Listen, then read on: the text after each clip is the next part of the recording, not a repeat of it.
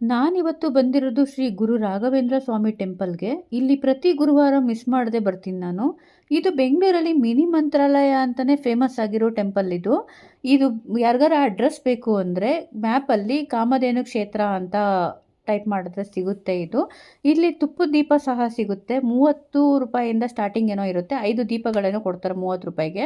ನಾವು ಎಷ್ಟು ದೀಪಗಳನ್ನ ಬೇಕಾದರೂ ತೊಗೊಂಡು ಇಲ್ಲಿ ಬೆಳಗ್ಬೋದು.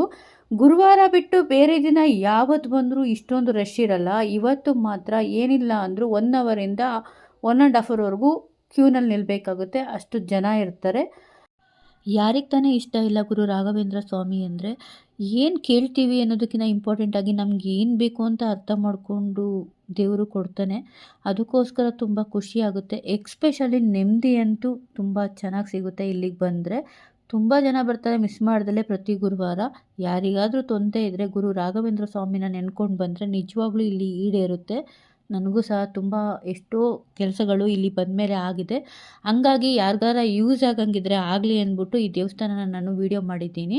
ಇಲ್ಲಿ ವೀಡಿಯೋ ಮಾಡೋದಕ್ಕೆ ಪರ್ಮಿಷನ್ ಇಲ್ಲ, ಆದರೂ ನಾನು ಯಾರಿಗೂ ಗೊತ್ತಾಗದೇ ಇರೋ ಥರ ವೀಡಿಯೋ ಮಾಡಿರೋದು. ಹಾಗಾಗಿ ಫುಲ್ ಕ್ಲಿಯರಾಗಿ ತೋರ್ಸೋಕ್ಕಾಗಿಲ್ಲ ನಾನು ಈ ದೇವಸ್ಥಾನನ.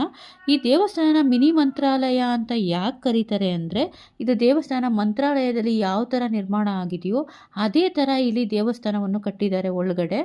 ಆಲ್ಮೋಸ್ಟ್ ಇದು ಪ್ಲ್ಯಾನಿಂಗ್ ಸಹ ನಡೀತಾ ಇದೆ. ಯಾರಾದರೂ ಹೆಲ್ಪ್ ಮಾಡೋಂಗಿದ್ರೆ ಕಟ್ಟಡ ಕಟ್ಟೋದಕ್ಕೆ ಎಷ್ಟಾಗುತ್ತೋ ಅವ್ರ ಕೈಯಲ್ಲಿ ಅಷ್ಟನ್ನು ಹೆಲ್ಪ್ ಸಹ ಮಾಡ್ಬೋದು. ಇಲ್ಲಿ ನೀವು ನೋಡ್ತಾ ಇರ್ಬೋದು, ಸೇಮ್ ಮಂತ್ರಾಲಯದ ಒಳಗಡೆ ಯಾವ ಥರ ಇದೆಯೋ ಟೆಂಪಲ್ ಅದೇ ಥರ ಇಲ್ಲಿ ನಿರ್ಮಾಣ ಆಗಿದೆ. ಇಲ್ಲೊಂದು ನಂಬಿಕೆ ಇದೆ, ಅಕ್ಷತೆಯನ್ನು ಇಲ್ಲಿ ಕೊಡ್ತಾರೆ.